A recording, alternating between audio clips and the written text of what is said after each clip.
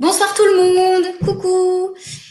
Alors, on est réunis avec Jean-Yves et Nicolas qui est derrière dans les coulisses. On démarre aujourd'hui avec encore un petit peu de retard. On est vraiment désolé, on était prêts depuis très longtemps, mais la technologie nous fait à chaque fois défaut. Alors, on va essayer de régler ça pour les prochaines fois. Est-ce que je peux juste vérifier que vous nous entendez bien et que vous nous voyez bien en nous mettant un petit message sur le chat de côté?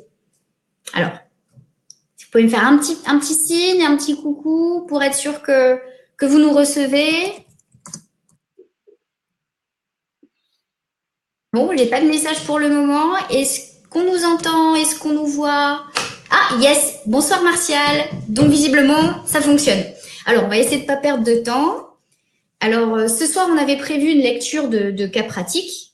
Et plutôt que de partir un petit peu dans tous les sens et que chacun nous ramène des bilans comme ça pêle-mêle, Docteur Henry a eu une super idée, c'était de présenter des cas pratiques à travers un problème assez récurrent qu'on trouve de plus en plus souvent et qu'on a énormément de mal à régler, surtout avec l'allopathie.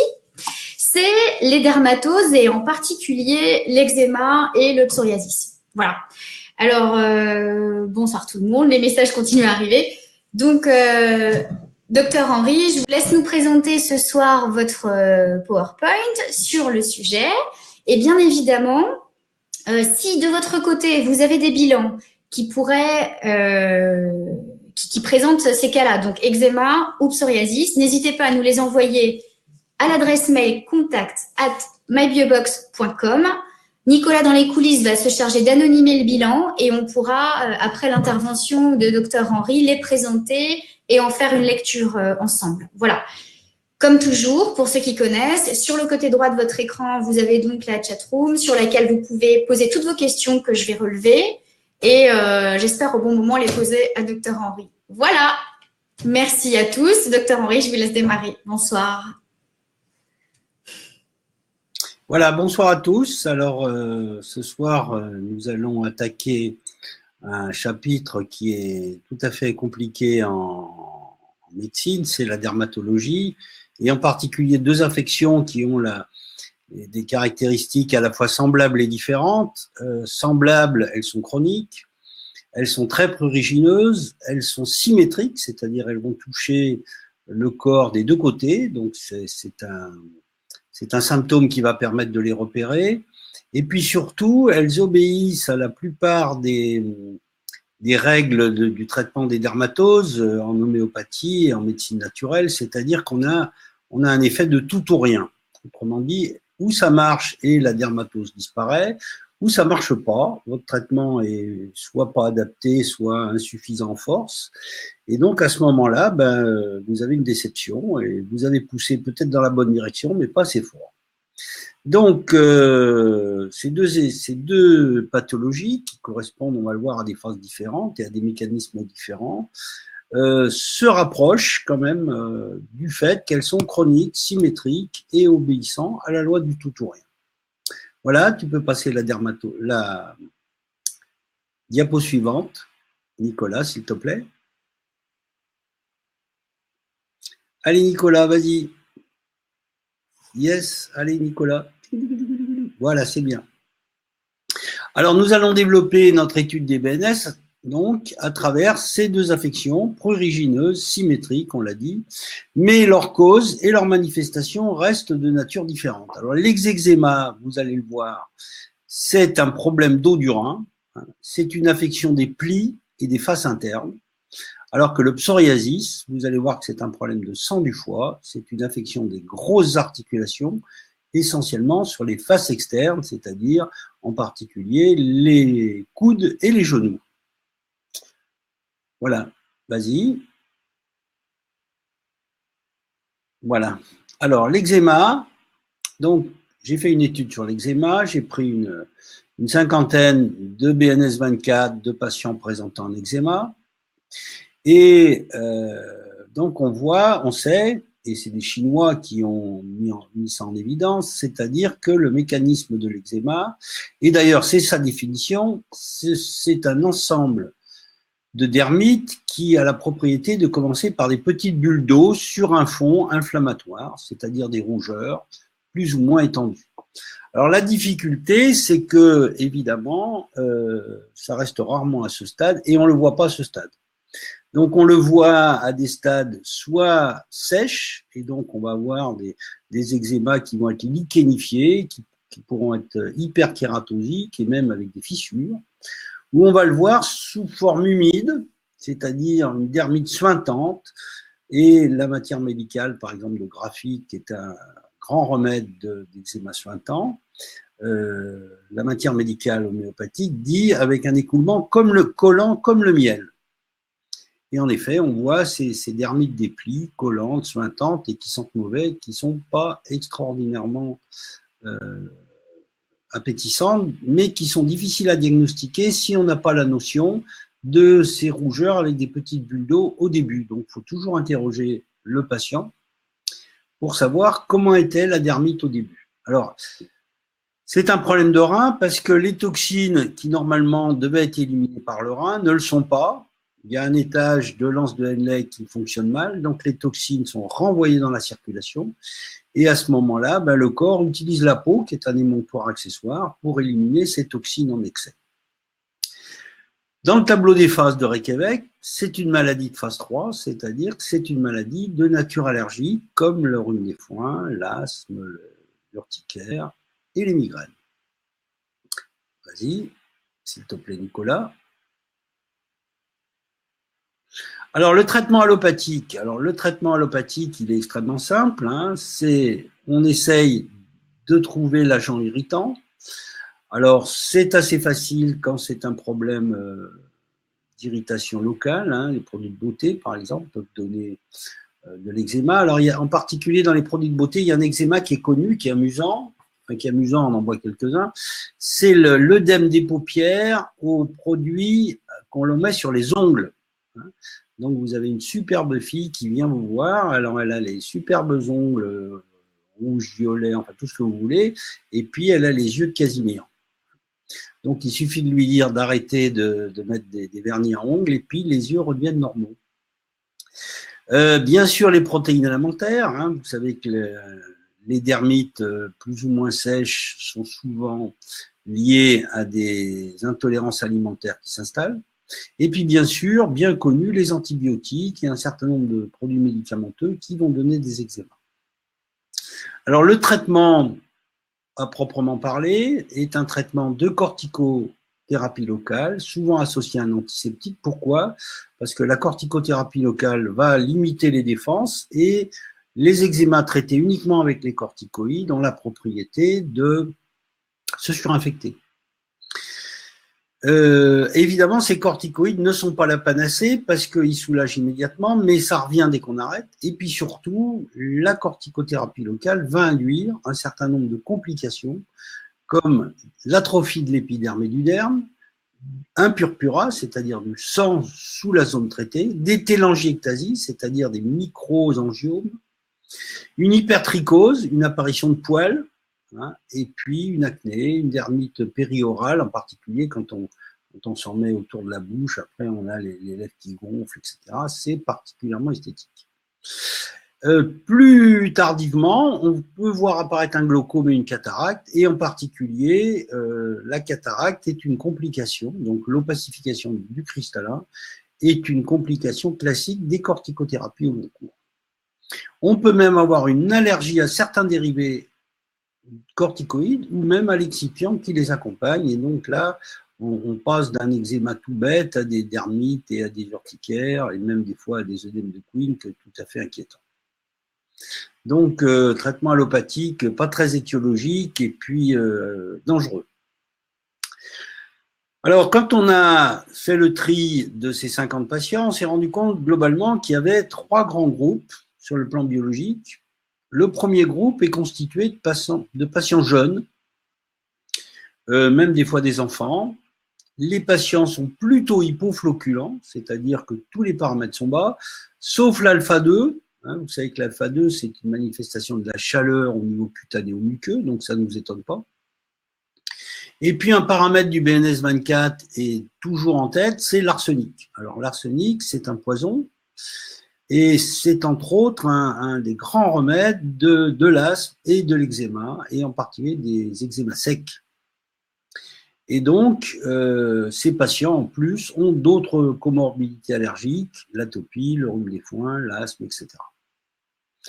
Et arsenic aussi. Alors, dans le groupe de l'arsenic, vous avez l'antimoine, qui est un eczéma qui est beaucoup plus gras et parfois et souvent beaucoup plus humide et plus chronique aussi. Voilà. Merci Nicolas. Alors voilà un premier cas. Donc il s'agit d'Isabelle. Isabelle est née en 62. Et alors elle est typique de ce premier groupe. Hein. Elle présente un eczéma, mais aussi des crises urticaires et des migraines. Alors quand on regarde son indice de masse corporelle, il est de 35,8. Hein, ça veut dire qu'elle est pas mal enveloppée. Et elle se plaint en outre d'une forte émotivité, d'angoisse et de dépression. Son bilan, il est hyperarsenique et alpha-2, hein, évidemment. Donc là, on voit antimonium crudum, qui est le grand remède, qui est un arsenic lourd sur la table de Mendeleïev pour les fous de la chimie. Et la pathogénésie correspond à un eczéma et en particulier à une boulimie qui est très particulière, c'est une boulimie émotive. C'est-à-dire que quand vous lui faites une réflexion un peu acerbe, elle se précipite sur le frigo et elle vous avale les 3 tablettes de chocolat qu'elle avait en stock. Voilà. Alors, on peut se poser aussi la question, il y a un deuxième paramètre qui est élevé, c'est le calcium. Hein, elle a un hypercalcium et évidemment, on a dans la matière médicale le remède Calcarea carbonica, le carbonate de calcium, qui est aussi un remède d'eczéma, d'obésité et de peur multiple. Voilà, donc on va faire la différence entre les deux en lui posant la question, est-ce que vous vous adaptez facilement? Est-ce que toute nouveauté vous apporte des peurs et des craintes? Alors qu'au contraire, antimonium, c'est une émotive fondamentale. Donc c'est un petit peu différent comme comportement. Les remèdes sont différents et les évolutions sont différentes aussi. Voilà, donc vous voyez, c'est très intéressant. Là, sur ce BNS 24, on a le remède homéopathique et on a aussi ce qui sous-tend la pathologie dermatologique. Voilà, Nicolas. Alors, les prescriptions proposées pour ce premier groupe sont des plantes qui, pour la plupart, ont des pathogénésies d'allergie. Alors, on voit Agave americana. Hein, vous savez qu'Agave americana, c'est une plante dont on extrait, avec laquelle on fabrique la cortisone. Alors, vous la connaissez peut-être pas, mais il y en a une que vous connaissez, c'est sa voisine, c'est Agave tequilana. Donc, vous avez certainement goûté Agave tequilana. L'aloe est proche d'agave aussi. Aloe est très intéressante parce qu'on peut utiliser le gel d'aloe vera en succédané à la cortisone et ça calme pas mal. Caltha palustris est une plante très intéressante, c'est le bouton d'or, c'est une renonculacée qui est très active sur les eczémas assez étendus. Curcuma xanthorrhiza, qui est une grande plante du foie, des voies biliaires et du digestif. Cupressus sempervirens, hein, le cyprès toujours vert, qui est une plante du rein. Hein, tous les conifères sont des plantes du rein. Citrus, le citron, que l'on voit souvent prescrit dans les atopies de l'enfant, dans les grands eczémas du petit enfant. Sidoniaque, vous connaissez au dernier séminaire, je vous en ai parlé, c'est la grande plante, c'est une des grandes plantes du rhume des foins, oui, des fois ça sort aussi sur les eczémas. Sarsaparilla, la salspareille, est une plante très particulière, c'est la nourriture des schtroumpfs. Hein. C'est pas un eczéma bleu, je vous rassure, mais c'est une plante qui va provoquer un eczéma et également c'est un eczéma fissuraire plutôt digital ou interdigital et accompagné de cystite. Hein, donc quand vous avez eczéma et cystite, pensez à Sarsaparilla. Triticum vulgare, aussi le blé, peut avoir un bon effet dans ces tempéraments allergiques. Alors dans les sels, on voit des sels intéressants. Alors vous savez que il y a une association qui, toutes ces sels sont remarquables et agissent très très bien dans les eczémas, en particulier ammonium mur, natromacéticum et zinc sulf, que personnellement j'utilise assez systématiquement dans les eczémas avec des résultats tout à fait étonnants. Et c'est vraiment la relance métabolique. Les sels constituent une relance métabolique de choix. Vas-y, suivante.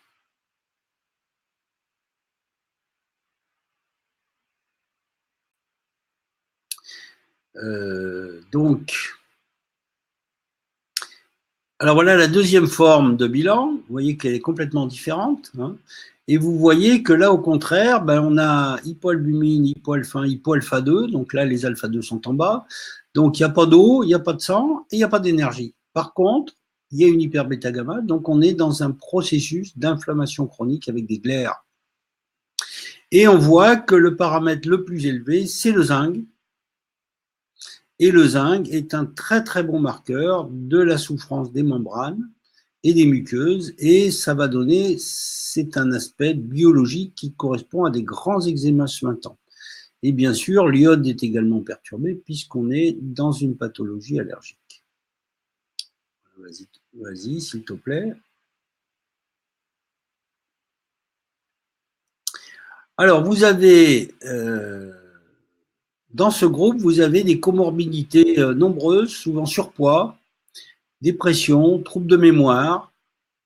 Et donc, on n'est pas étonné de voir que les plantes choisies correspondent assez bien au cas. Et en particulier, pour moi, une des plus grandes dans l'eczéma, c'est le genévrier.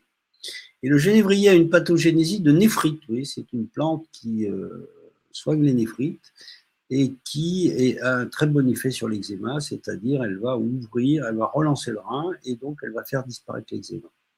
Alors, borago, c'est la clé des possèdes, Juglans regia, c'est la noix. Hein, donc ça marche très très bien aussi puisque la pathogénésie, c'est une grande pathogénésie de dermatose. Vous avez Mahonia aussi, qui correspond à l'eczéma de Lycopodium. Hein.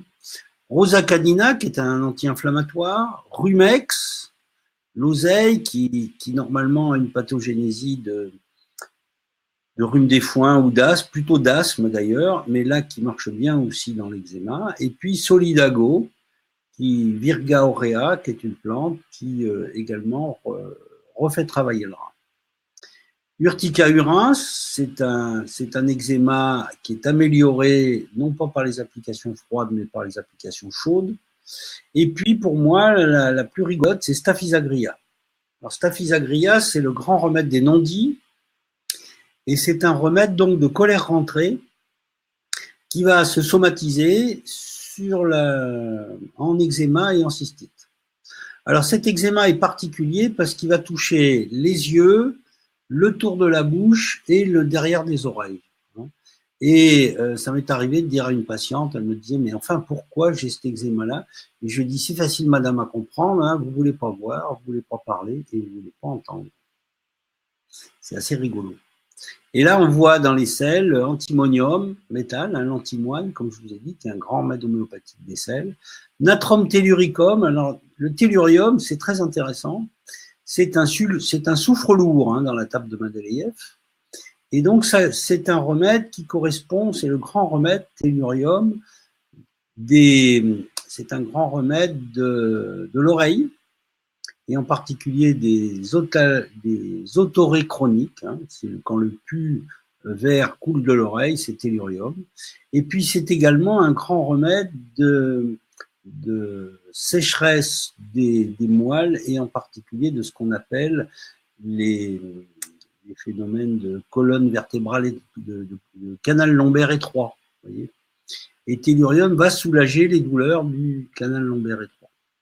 Strontium mûr relance la rate et c'est un reminéralisant général, c'est un rééquilibrant général, c'est moins spécifique. Alors voilà par exemple une image d'une fissure d'un eczéma rétro-auriculaire. Alors le troisième cas, il est un petit peu bizarre, c'est des cas intermédiaires. Ils ont aussi, comme le premier, un hyperalpha 2, mais on voit apparaître un paramètre qui est l'E-bêta et qui est un paramètre qui est très lié au foie. Vas-y, Nicolas. Alors là, on a deux plantes qui sont intéressantes. C'est l'Olium temulentum, qui est un manganèse, dont on n'y pense pas souvent, mais c'est une plante qui sort également dans certains cas je l'ai vu sortir dans certains cas d'atopie, hein, c'est-à-dire d'eczéma généralisé de l'enfant. Et puis, on voit sortir une plante qui a une pathogénésie d'eczéma aussi, qui est Kilaya panama, le bois de Panama, et que vous connaissez, mesdames, parce qu'on fait du shampoing avec. Hein, on fait du shampoing au bois de Panama, et en fait, c'est un grand dépuratif de la peau. Alors de même, la méthode, quand elle proposait les sels, proposait Callium bichromicum, qui est un eczéma qu'on appelle la gale du ciment, hein, puisque le bichromate de potasse, c'est dans le ciment.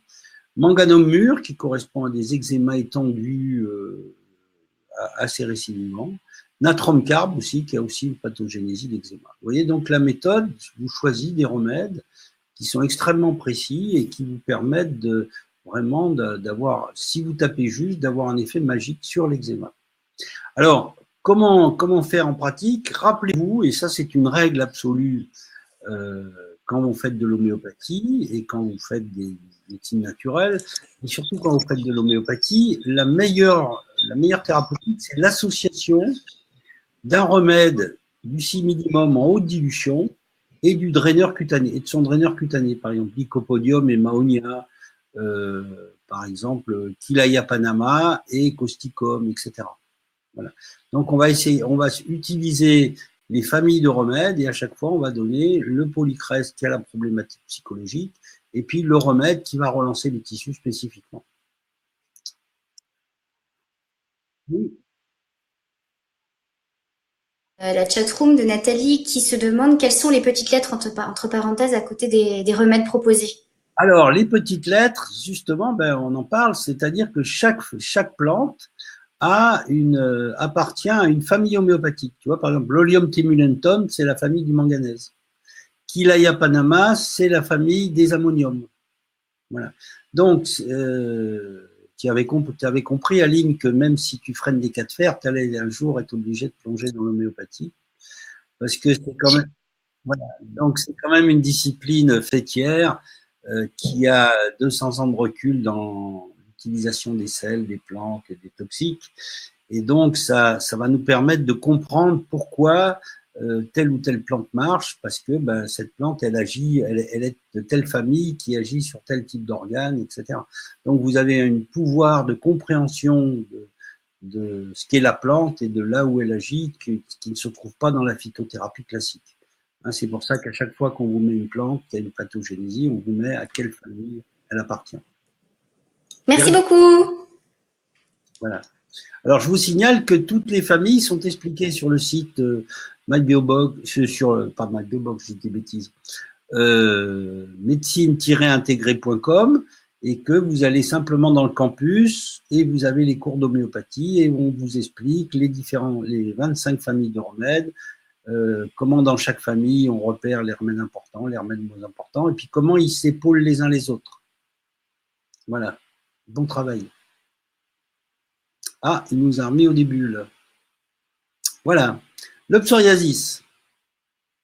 Alors, le psoriasis, c'est un problème complètement différent. D'abord parce que là, on n'est pas dans de l'humidité, on est dans de la sécheresse.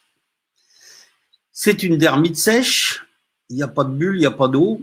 Et au contraire, elle est squameuse, c'est-à-dire qu'on va voir des grosses pellicules se détacher, en particulier quand c'est au niveau du cuir chevelu.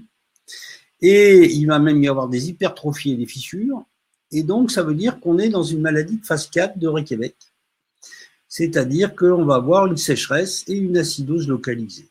Donc, c'est déjà des étapes plus chroniques et également plus perturbées en termes de régulation. Alors, c'est très fréquent puisque ça touche environ 3% de la population en Europe.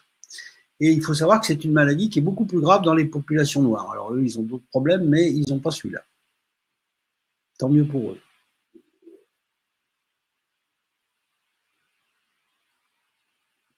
Alors, les allopathes se sont énervés sur le psoriasis parce que c'est quand même un de leurs grands échecs. Hein. Alors, ils ont observé qu'il y avait une suractivité des lymphocytes T, il y avait une libération des cytokines, hein, le tumoral necrosis factor, qui va déclencher l'inflammation, une prolifération anormale des kératocytes, etc. Et en fait, ils se sont rendus compte d'un certain nombre de choses qu'on va reprendre qui vont servir à alimenter notre réflexion. Parce que le psoriasis a des formes variées et un traitement qui reste délicat, car cette maladie de phase 4, donc qui s'appuie sur une sécheresse et une inflammation chronique, est le reflet de troubles multiples. D'abord immunitaires. Alors, il faut savoir qu'il y a des familles qui sont des familles de psoriasis et un tiers des cas commencent dès l'enfance. Et on peut même voir un psoriasis des couches chez le bébé. Et il faut savoir aussi que c'est classique, le déclenchement se fait souvent après un vaccin. Et en particulier, j'ai vu des psoriasis après variole, après BCG, etc. Donc, à chaque fois qu'il y a apparition d'un psoriasis, il faut se poser la question, est-ce que le vaccin n'aurait pas déclenché la dermite?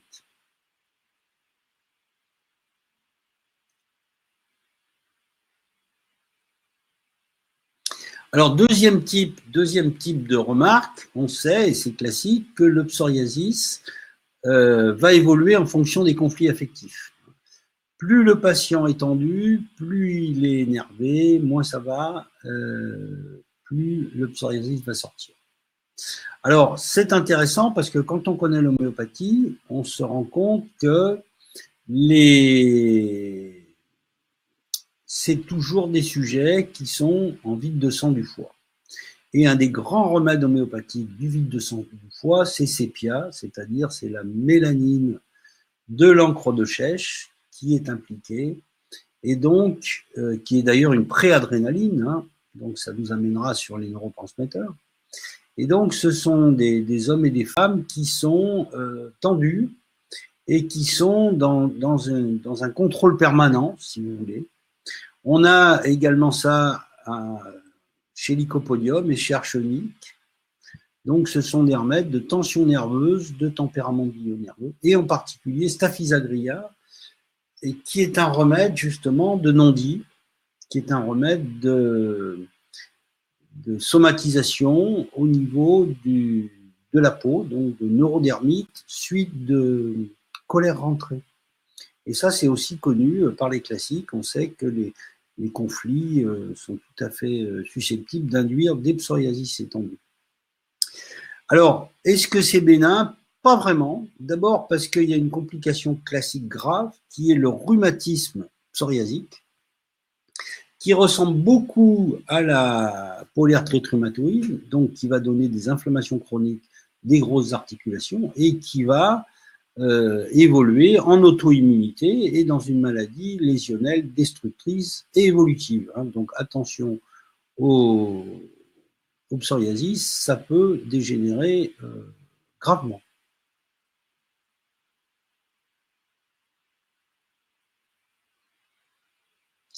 Alors, ce qui est intéressant, c'est que donc en médecine chinoise, on sait que le psoriasis, donc c'est un vide de sang du foie et que ce vide de sang du foie va entraîner une chaleur au cœur. Et c'est cette chaleur au cœur qui va se manifester à la peau, donc en séchant la peau et en donnant des phénomènes inflammatoires sur la peau. Et puis, il y a une étude américaine de 2009 qui a confirmé cette vision chinoise. D'ailleurs, en chinois, le psoriasis se dit la maladie de la squame argentée. C'est assez poétique, donc je voulais vous le dire. Donc, a confirmé ce fait que il y a des problèmes annexes à la dermite, en particulier le psoriasis n'est pas qu'une maladie de peau et que l'inflammation n'est pas que locale et qu'elle va majorer le risque de diabète, de goutte, d'hyperlipidémie, d'hypertension artérielle, d'infarctus du myocarde, d'artériopathie périphérique et d'accident vasculaire cérébral. Donc ça veut dire que c'est, comme le disent les Chinois, il y a une chaleur au cœur. Et bien cette chaleur au cœur, si le psoriasis évolue, si on n'arrive pas à régler le problème de façon astucieuse, eh bien la manifestation de ce psoriasis va être une décompensation métabolique et vasculaire, ce qui est quand même très grave. Cependant, les classiques admettent que traiter de façon agressive le psoriasis n'améliore pas notamment le risque de survenue des complications vasculaires. C'est sûr qu'ils n'ont pas compris que si on ne mettait pas de sang dans le foie, eh bien, on ne contrôlait pas la chaleur et que cette chaleur, elle va donner des accidents vasculaires multiples et des perturbations métaboliques importantes. Alors, il faut savoir qu'il y a assez longtemps, donc j'étais un gentil interne à l'hôpital Henri Mondor à Paris. Et puis, j'ai travaillé avec un service de dermato où ils avaient des psoriasis étendus. Et puis, le patron a eu l'idée de les traiter aux immunosuppresseurs. Donc, il a mis une dose massive d'immunosuppresseurs et, au miracle, les patients ont été guéris quasiment instantanément. Donc, il se préparait à faire une magnifique publication sur son succès thérapeutique. Et puis, dans l'année, quand même, sur les 18 patients, il y en a 2 qui sont revenus avec une leucémie aiguë. Donc, il n'a pas publié. Donc, il faut faire attention et il ne faut pas croire que parce que la dermatose est partie avec un traitement puissant, on a amélioré les choses. Souvent, c'est le contraire. On les a aggravées.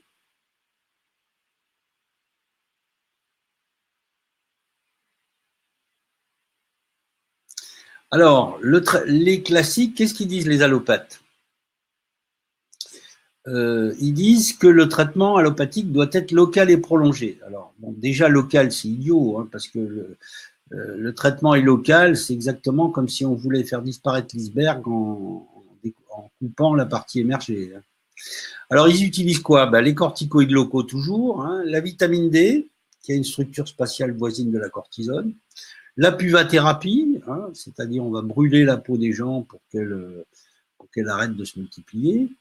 Et puis, on va utiliser des produits encore plus toxiques, et en particulier le néotigazon, qui peut avoir des effets dévastateurs au niveau du foie et des cheveux, la cyclosporine, qui est un immunosuppresseur, le méthotrexate, hein, qui est extrêmement toxique aussi, les anti-TNF-alpha, les anticorps antilymphocytaires. Enfin, vous voyez que les allopathes se sont lancés dans des thérapeutiques majeures pour faire disparaître le psoriasis, alors qu'en fait, ils ont complètement occulté la cause que les Chinois connaissent depuis longtemps, mais qui ne se sont pas donné la peine d'explorer. C'est une maladie du foie, le psoriasis. Alors, ça veut pas. Alors, voilà un cas clinique intéressant. Donc, c'est un cas de psoriasis, mais elle présente en plus une polynose et un urticaire. Donc, vous voyez, là, c'est intéressant. On a une patiente qui est allergique, polynose et urticaire, donc maladie de phase 3, et elle est en train de sortir un psoriasis, c'est-à-dire qu'elle est en train de passer en sécheresse et donc avoir des manifestations de phase 4. Qu'est-ce qu'on voit sur ce bilan? Eh bien, on voit d'abord que le stress oxydatif est majeur. Vous voyez, les globulines alpha, bêta, gamma sont très élevées. On voit qu'il y a un paramètre qui est très élevé, c'est la petite barre verte, le manganèse, hein, qui est lié au cholestérol, qui est d'ailleurs un marqueur de l'inflammation, et puis, mais qui est également un des marqueurs du foie, du fonctionnement du foie. Le cholestérol est synthétisé dans le foie. Elle a un coefficient de vieillissement vasculaire qui est élevé, 0,67, alors que normalement il devrait être inférieur à 0,5. Donc ça confirme bien que le stress oxydatif et le mauvais état du foie va impacter le vieillissement vasculaire et donc le risque vasculaire. Et puis on note aussi qu'elle a un iode élevé, ce dont on se doutait compte tenu des comorbidités allergiques. Et puis qu'elle a un mercure aussi, vous voyez, c'est la petite barre jaune à droite de la troisième courbe, hein, et le mercure est élevé, ce qui signe le blocage de rate et l'urticaire et la manifestation de la rate. Vous voyez comme quoi c'est intéressant quand on se penche sur un bilan, il faut pas partir, il faut essayer de comprendre parmi tous les paramètres qu'on vous présente, qui soutient quoi. Voilà. Et donc là, on voit aussi qu'il y a albumine élevée et carbo élevé, donc c'est certainement quelqu'un qui n'est pas très calme et qu'elle se met pas mal la pression et que peut-être ça serait intéressant de l'écouter sur son mode de vie.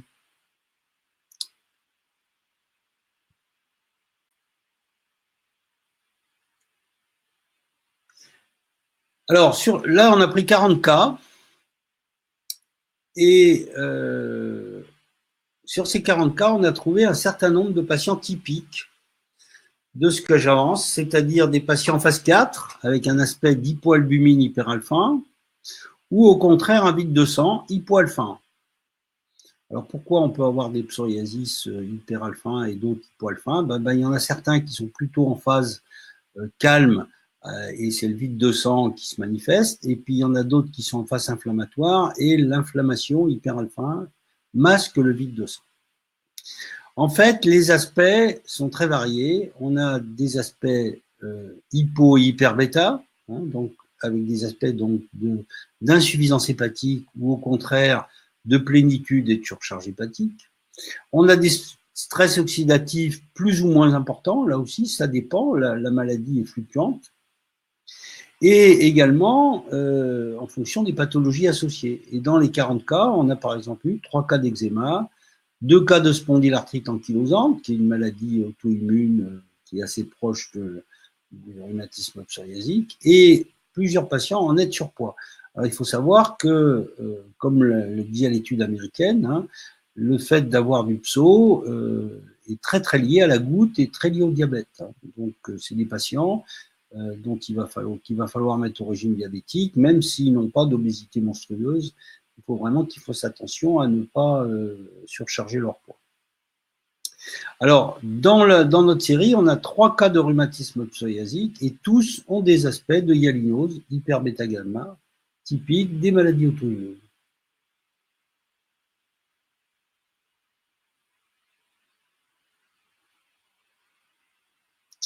Alors, dans les prescriptions proposées par le bilan, on se rend compte qu'il y a 2 grandes familles de plantes qui tiennent la tête.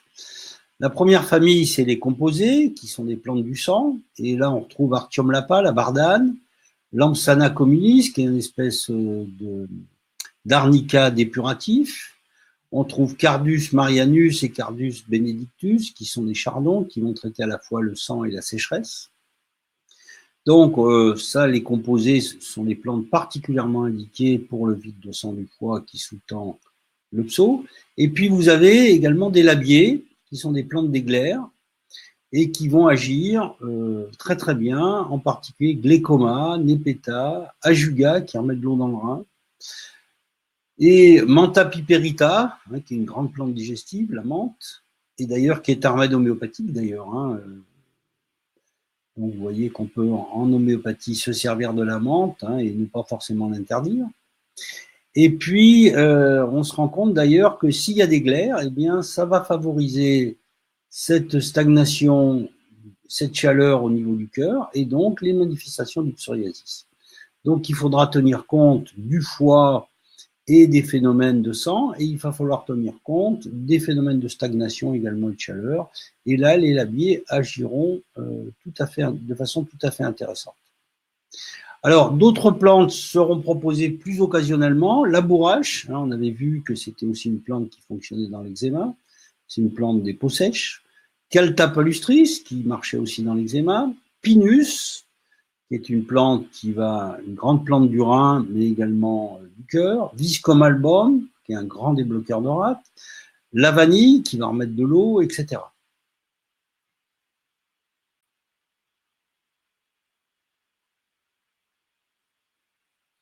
Alors, l'idéal, bien sûr, comme on l'a dit pour l'eczéma, c'est de choisir, là aussi, le polycrest avec son draineur végétal.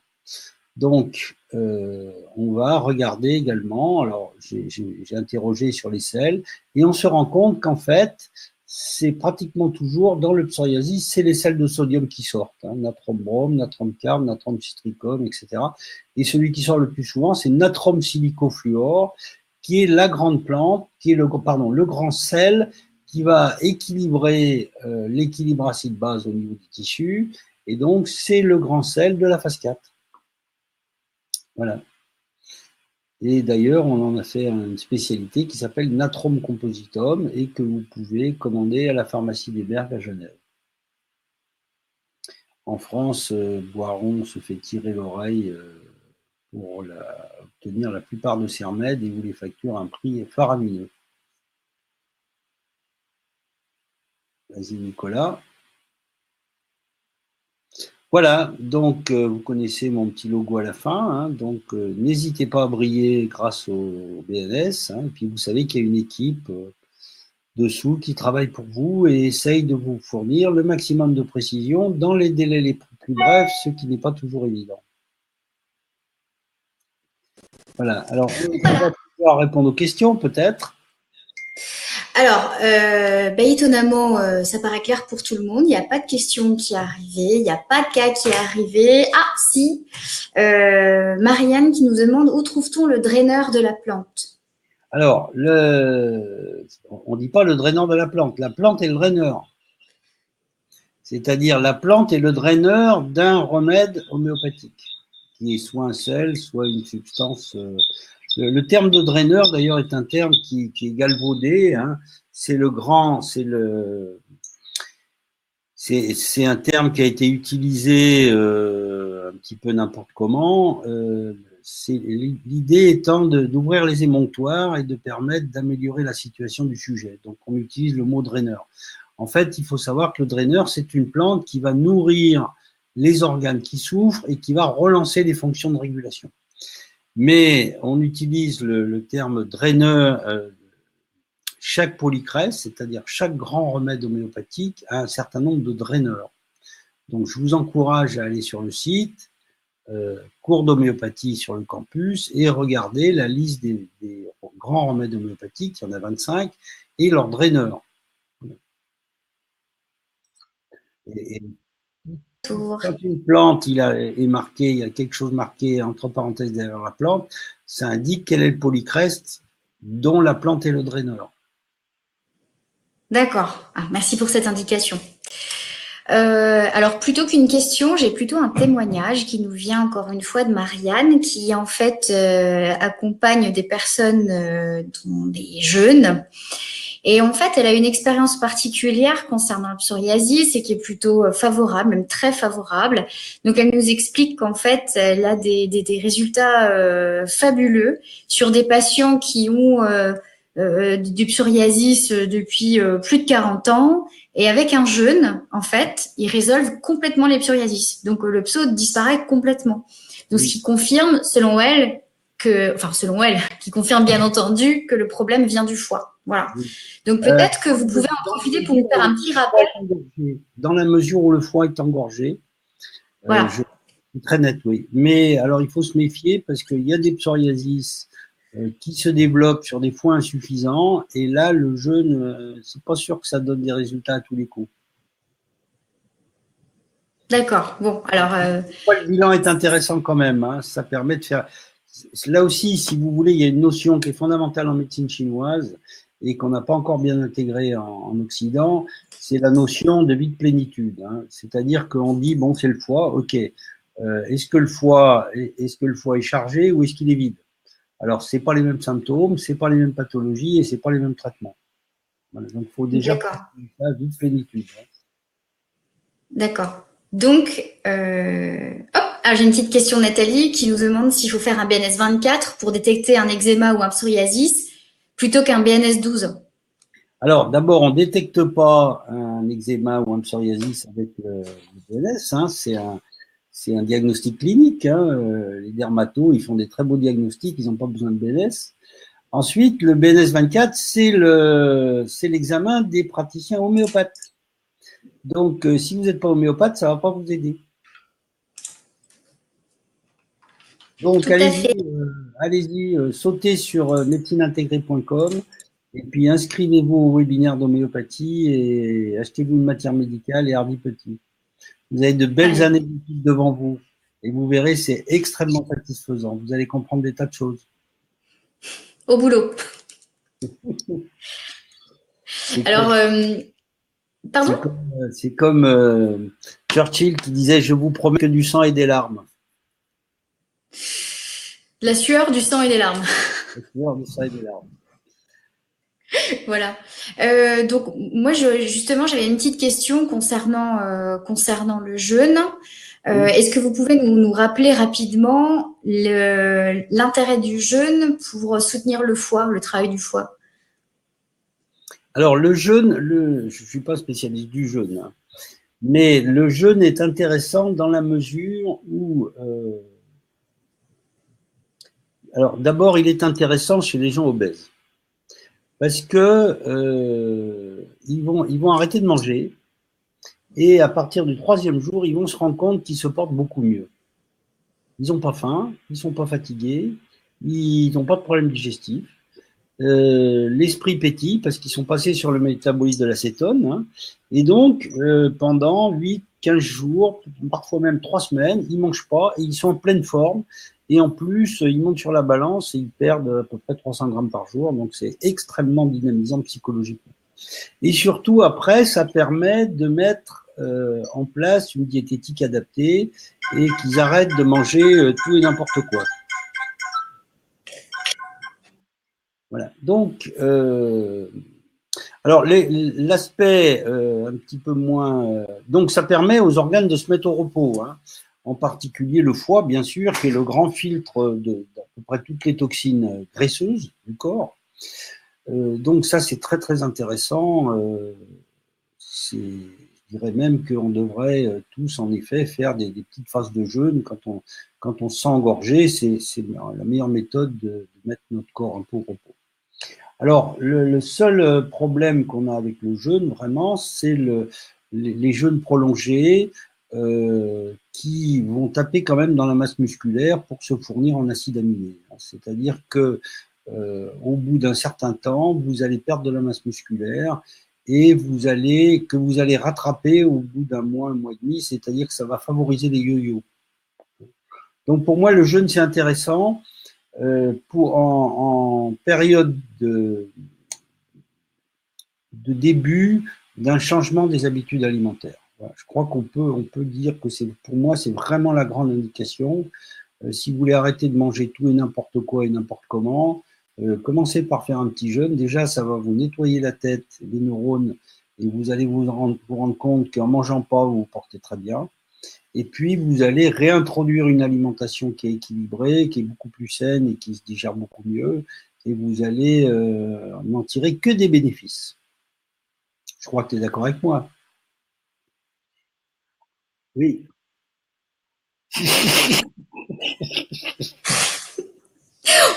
Pardon. Donc, c'était mon goûter que je n'ai pas mangé. Je commence un jeûne, bien sûr. Pas chargé de ta moralité, donc c'est très bien. Bon, merci beaucoup pour ces petits conseils concernant le jeûne. Une autre question, en fait. Il faut dire que notre amie Marie-Anne Julia est une spécialiste du jeûne, elle a des chambres d'hôtes dans le Lot, si je me rappelle bien, hein, c'est à côté de la Dordogne, et elle accompagne des gens pour 8 jours, 15 jours de jeûne, dans un décor assez sympathique. Et si vous avez envie de vous lancer dans une expérience de jeûne et de détox, elle sait faire ça très bien et je vous encourage à la contacter. Donc, si ça intéresse quelqu'un, vous me faites un petit message et je vous transmettrai ses coordonnées avec plaisir. Voilà. Elle fait un BNS à tout le monde, donc elle sait au départ à qui elle s'adresse et donc elle oriente le traitement en fonction de votre BNS. Voilà. Merci beaucoup. Donc, pour Nathalie notamment et d'autres, je rappelle que le BNS n'est surtout pas un outil de diagnostic, d'accord, et qu'effectivement, il va nous servir à accompagner et non pas à avoir comment dire ça, voilà, une vue diagnostique. Hein. Donc, oui, quand on fait un BNS, on sait déjà plus ou moins quels sont les problèmes. Il faut comprendre qu'il y a différents types de diagnostics. Le médecin, il fait un diagnostic nosologique, c'est-à-dire il va déterminer le nom d'une maladie. Et le BNS ne fait pas de diagnostic nosologique. Le BNS, il fait un diagnostic fonctionnel. Donc, il regarde comment les organes fonctionnent et comment ils se parlent entre eux. Voilà. Donc, ce qui est très, très important aussi, mais ne comptez pas sur le BNS pour faire un diagnostic nosologique. C'est pas fait pour ça. D'accord. Autre chose, on sait aujourd'hui que concernant le psoriasis, il y a donc différentes origines à ce psoriasis-là. On parle de facteurs de stress, de facteurs génétiques, de facteurs immunitaires aussi. D'accord. Effectivement, quand on conçoit les choses de façon systémique, on comprend que tout est lié, bien entendu. Mais est-ce qu'il y a, au regard du BNS, différents, je parle un petit peu, hein, enfin je me fais l'avocat du diable là, mais est-ce qu'il y a différents angles d'attaque selon l'origine supposée du psoriasis chez un patient? Pas vraiment. Pas vraiment, c'est-à-dire que généralement, il y a toujours un peu des trois. Il y a toujours une tendance immunitaire, il y a toujours une fragilité immunitaire, il y a toujours des éléments métaboliques, de surcharge métabolique, et puis il y a toujours une bascule psychologique. Alors, les trois sont impliqués plus ou moins nettement. Alors, je vais prendre mon exemple personnel. Donc, mon grand-père a une polyarthrite, ma mère a une polyarthrite. Donc, je me suis fait faire un HLA, donc j'ai un HLA hyperhumain. Et quand j'étais gamin à 11 ans, on m'a fait un rappel de variole. Et immédiatement, j'ai fait un énorme psoriasis. Vous voyez, là, on a un facteur de fragilité génétique. Et puis, on a une bascule par un impact immunitaire. Voilà.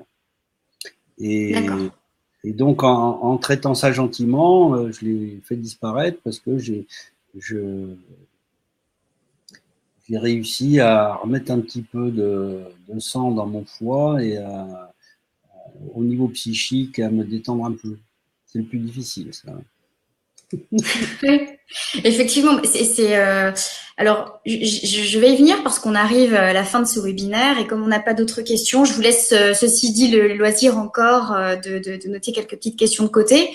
Mais j'ai eu un cas particulier pour ma part d'une jeune fille de 17 ans qui est toute fine, toute adorable, qui ne fume pas, ne boit pas, une hygiène de vie plutôt correcte et qui est pleine de psoriasis. Alors, le papa en a aussi. Le papa, lui, il est en syndrome métabolique clair, voilà, net. Et en fait, on a essayé plein de choses avec cette jeune fille et le psoriasis est toujours là. Ceci dit, elle est très nerveuse.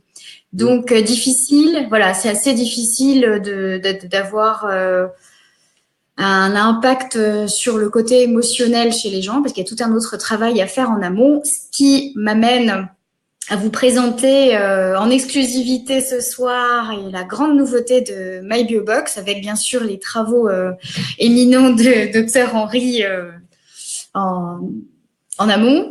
Le bilan neurotransmetteur qui sortira à la commercialisation courant juin.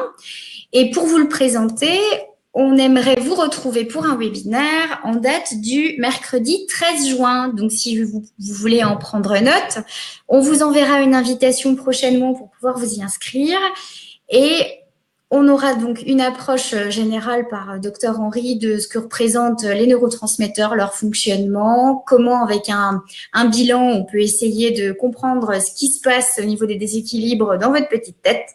On peut donc voir l'impact du stress, du burn-out, du pré-burn-out, tous les états donc d'anxiété et de dépression. Et avec tout ça, des éléments de bilan pour l'illustrer. Voilà.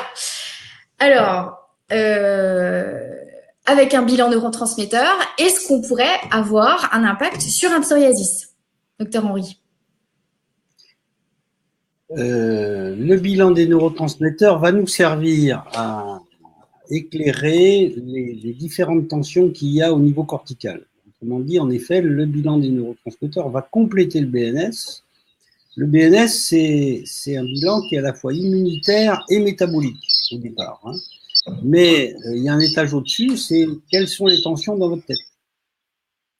Et alors, on en récupère au niveau du sang qu'une partie, puisque on fabrique à peu près un demi-litre de liquide céphalorachidien qui s'écoule dans le sang par jour. Donc, on en récupère, mais on les analyse pas très bien parce qu'ils se mélangent avec plein de choses. Donc, on arrive à les récupérer dans les urines. Et donc, on va mettre en évidence des facteurs de blocage qui sont liés à des terrains dépressifs, à des terrains d'anxiété, de burn-out, etc., et qui constituent des blocages à la guérison. Et c'est ce que je vous disais en introduction, on a souvent des effets de tout ou rien, c'est-à-dire des fois on a bien compris l'histoire, on a une bonne thérapeutique, on donne la bonne impulsion et puis il ne se passe pas grand-chose. Bon. Alors à ce moment-là, c'est l'indication justement de demander un bilan des neurotransmetteurs pour essayer de comprendre qu'est-ce qui bloque là-haut et est-ce qu'il y a un pilote dans l'avion. Des fois pas. Des fois, il pousse le manche dans la mauvaise direction. Voilà. Alors, C'est ce qui est ça. intéressant, c'est qu'il y a la possibilité d'utiliser un certain nombre de thérapeutiques qui vont modifier les équilibres des neurotransmetteurs et qui vont permettre un certain changement de notre vision du monde. Merci beaucoup. Donc là, du coup, on fait un petit flashback, retour dans le passé concernant l'approche psoriasis eczéma. Et on a une petite question de Martial. Attention, docteur Henri, vous êtes prêts? Oui. C'est parti. Alors en fait, on vous demande de développer, si possible, la contradiction apparente des alpha-1 en hyper, alors qu'il y a un vide de sang dans un cas de phase inflammatoire de psoriasis. Quels sont les autres indicateurs du BNS pour faire la différence? Oui, alors ça tombe bien, c'est Martial qui me pose la question. Et Martial est un brillant spécialiste en médecine tibétaine. Alors, ça c'est aussi la base en médecine chinoise, hein, c'est-à-dire que les insuffisances de structure sont masquées par des hyperfonctions pathologiques. Autrement dit, vous avez, c'est l'histoire de la petite fille et du ballon.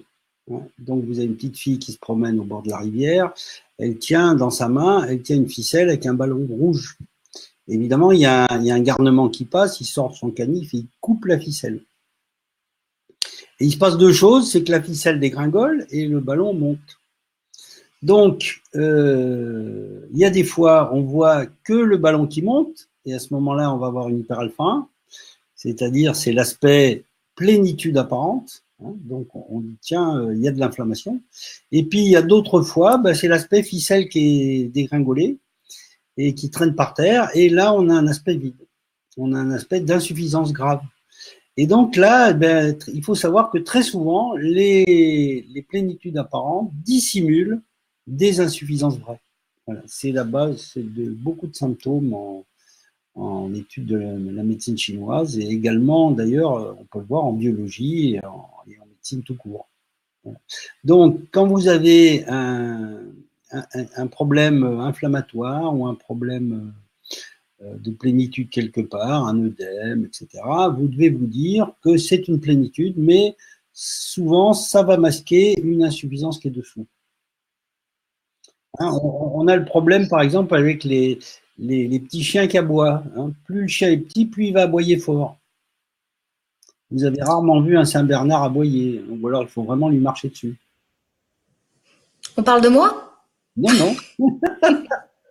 Non, non. C'est-à-dire qu'en fait, bon, il y a toujours un équilibre entre le yin et le yang, c'est-à-dire entre la structure et la fonction. Plus vous avez une structure qui est fragile, moins la fonction sera contrôlée. Hein, et donc, on va avoir des alpha 1 basses qui vont signifier le vide de sang. Hein, et puis, de temps en temps, on aura des aspects hyper alpha 1 qui vont manifester l'inflammation, justement, qui se développe sur ce vide de sang. Voilà, j'espère que Martial est satisfait de ma réponse. Mais ceci dit, comme toujours, avec les BNS, c'est jamais un seul paramètre qui donne la clé. Hein. C'est-à-dire qu'il faut regarder les autres paramètres et voir, par exemple, si les bêtas sont élevés ou basses. Souvent, par exemple, on a une hyperalpha 1 avec des bêtas basses, ce qui n'est pas très normal. Normalement, les bêtas, si le foie est insuffisant, c'est que l'alpha 1, c'est pas une plénitude de sang, hein, c'est une inflammation qui se développe sur une insuffisance. Voilà. Donc, quand vous avez un paramètre, ne raisonnez jamais sur un paramètre seul et essayez de voir la dynamique des autres. Merci beaucoup.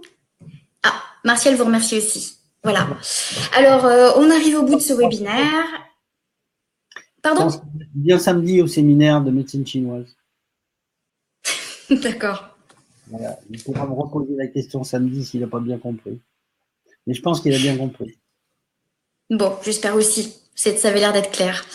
Voilà, donc on arrive au bout de ce webinaire. Je tenais à tous vous remercier de votre participation ce soir. Vous également, Dr Henri, merci beaucoup.